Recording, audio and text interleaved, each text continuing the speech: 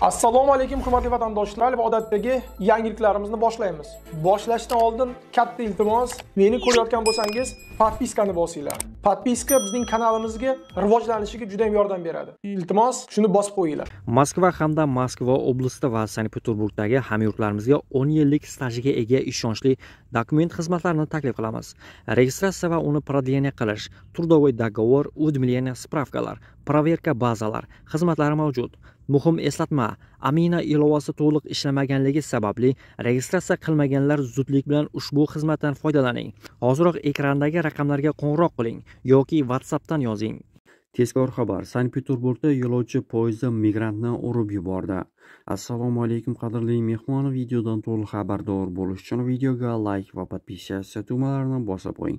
Sankt-Peterburg transport politsiyasi Goroleva temir yo'l stansiyasi yaqinida yo'lovchi poyezdi urib yuborgan erkakning o'limini tekshirmoqda.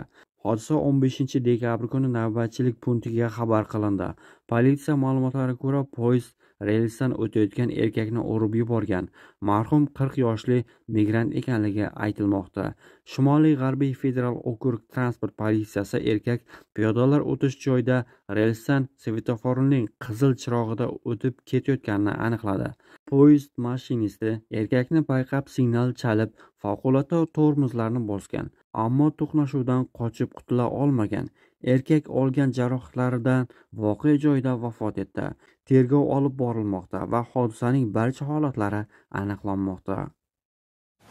2025-yil 16 dekabr kuni Moskva viloyatining Gorkiy qishlog'ida fojia yuz berdi. 15 yoshli 9-sinf o'quvchisi Uspenskaya maktabining o'quvchilari va xodimlariga pichoq bilan hujum qildi.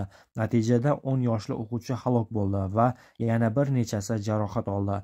Tergov ma'lumotlariga ko'ra, ertalab soat 9:00 atrofida o'smir 9-sinf o'quvchisi Timofeyevga dastlabki ma'lumotlarga ko'ra yo'lakda qo'riqchiga qalampirli balon purkagan va keyin uni pichoqlagan. Keyin hujumchi qochishga uringan. 4-sinf o'quvchisi ta'qib qila boshlagan. Bolaning yelkasi va bo'yniga pichoq urgan.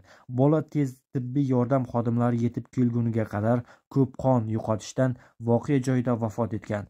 Marhum 10 yoshli Qobiljon ismli bolakay bo'lgan. U aslida tojikistonlik migrantlarning farzandi.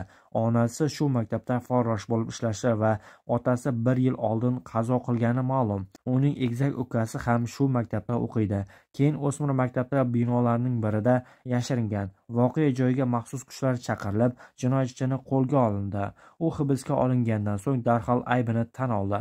Bu 2025-yilda Moskva viloyatida millatchilik asosida sodir etilgan ikkinchi qotillikdir. Rossiyada yoshlar ekstremizmi ko'payib bormoqda. Buning sabablari orasida internetda ekstremistik kontentlarga kirish, maktablardagi muammolar va migratsiya bilan bog'liq ijtimoiy keskinlikdir, deyiladi xabarda.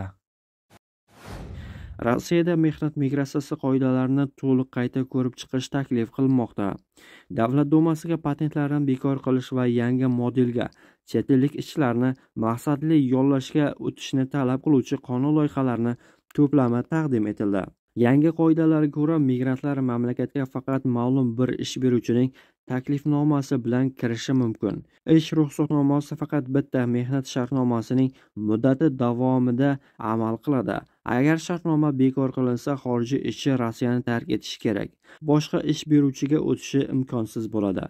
Migrantning Rossiyada bo'lish muddati mehnat shartnomasi bilan bevosita bog'liq bo'ladi. Uni yangi taklifnomasiz uzaytirib bo'lmaydi.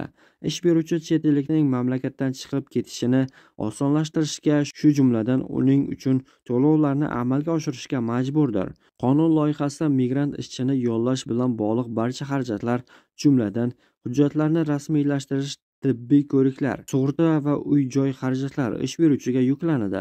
Shuningdek, xodimning o'z vaqtida ketishini ta'minlash uchun ham javobgardir. Bu yirik biznes uchun maqbul bo'lishi mumkin, ammo kichik kompaniyalar uchun bunday xarajatlar jiddiy muammoga olib keladi.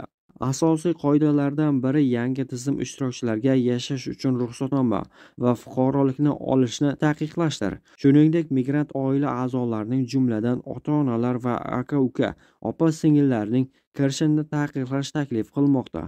Yangi tizim bo'yicha kelgan barcha migrantlar kirishdan keyin 30 kun ichida majburiy biometrik testdan o'tishlari shart. Ushbu ma'lumotlar yagona davlat tizimiga kiritiladi va ularning qolish muddatini avtomatik ravishda kuzatib boradi va agar kerak bo'lsa, chiqish tartib-qoidalarini amalga oshiradi. Mutaxassislarning ta'kidlashicha, o'zgarishlar migratsiya oqimini yanada qattiqroq nazorat qilishga qaratilgan. Biroq yangi tizim qonuniy ish bilan ta'minlashni sezilarli darajada qiyinlashtirishi sababli noqonuniy ish bilan ta'minlashning ko'payishi ehtimolga yaqin.